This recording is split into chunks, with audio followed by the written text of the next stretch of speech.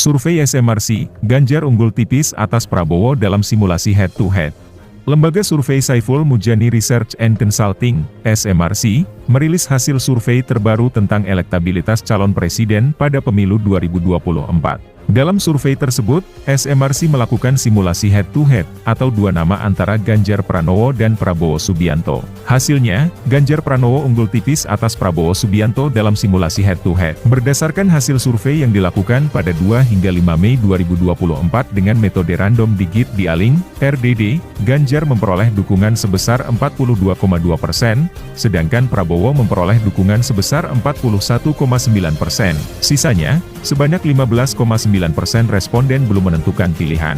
Survei ini melibatkan 925 responden yang dipilih secara acak dari seluruh Indonesia. Margin of error survei diperkirakan 3% pada tingkat kepercayaan 95%.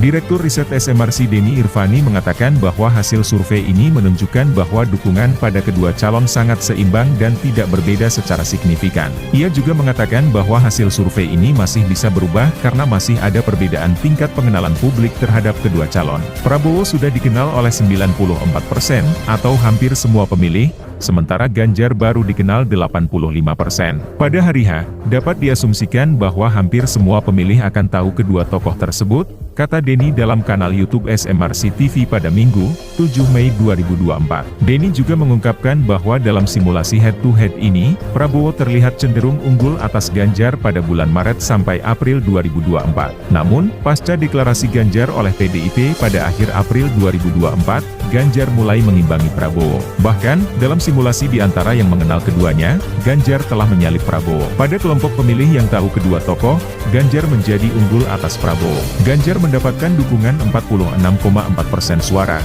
sementara Prabowo 38,8%. Masih ada 14,8% yang belum menjawab, ujar Denny.